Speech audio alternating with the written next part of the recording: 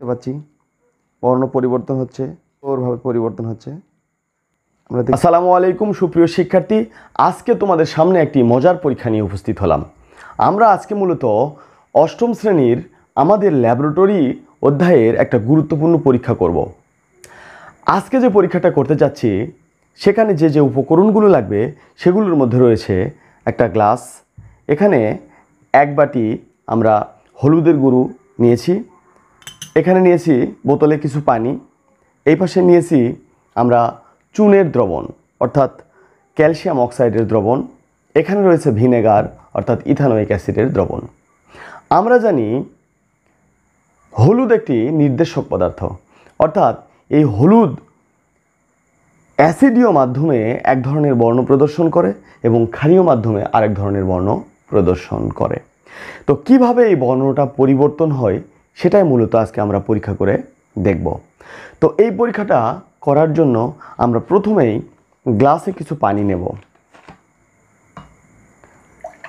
গ্লাসের মোটামুটি অর্ধেকটা পানি নিয়ে নিলাম।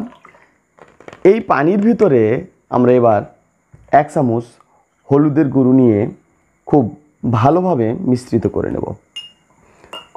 আমরা দেখতে পাচ্ছি হলুদের গুঁড়া মোটামুটি মিশ্রিত হয়ে গেছে। এখন মিশ্রিত করার পরে এই হলুদের গুঁড়ার যে দ্রবণটা এটা কিন্তু হলুদ কালারে দেখা যাচ্ছে। এর মধ্যে যদি এখন ক্ষারীয় দ্রবণটা অর্থাৎ চুনের যে দ্রবণ, এই দ্রবণটা যদি যোগ করি তাহলে কেমন বর্ণ হবে চিন্তা করো তো। আচ্ছা, এবার আমরা দেখব বর্ণটা কেমন হয়। একটু খুব ভালোভাবে লক্ষ্য করব।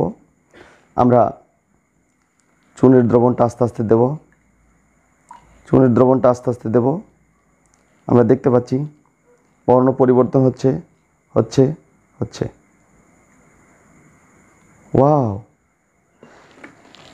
একদম রক্তিম বর্ণ হয়ে গেছে, লালচে কালার, ঠিক আছে না? একদম লাল বর্ণ হয়ে গেছে, একদম লালচে। আচ্ছা, এই বর্ণটা পরিবর্তন হয়ে গেছে, এই বর্ণটাকে কি তোমরা আগের মতো আবার হলুদ বর্ণে পরিণত করতে পারবে? হ্যাঁ, অবশ্যই পারবে। কিভাবে করবে? এর ভিতরে লেবুর রস অথবা ভিনেগার অথবা কোনো অ্যাসিডীয় দ্রবণ আমরা যদি যোগ করি তাহলে অবশ্যই বর্ণটা পরিবর্তন হবে। দেখো কেমন হয়।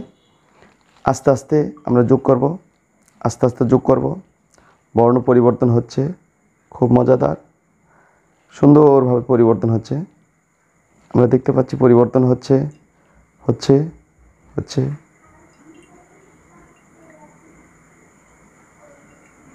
ওয়াও, পরিবর্তন হয়ে গেছে। আমরা একটু মিশ্রিত করে নেব। মিশ্রিত করে নিছি, কেমন দেখতে পাচ্ছি? আবারও হলুদ বর্ণটা ফেরত পেয়ে গেছি। তাহলে এই হলুদ বর্ণটা কেন আবারও ফেরত আসলো?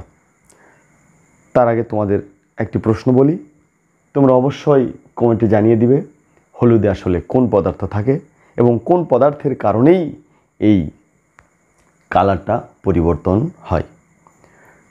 তো আজকের ভিডিওটি কেমন লাগলো অবশ্যই তোমরা কমেন্টে জানাবে। আবারও নতুন কোনো ভিডিও নিয়ে তোমাদের সামনে উপস্থিত হব।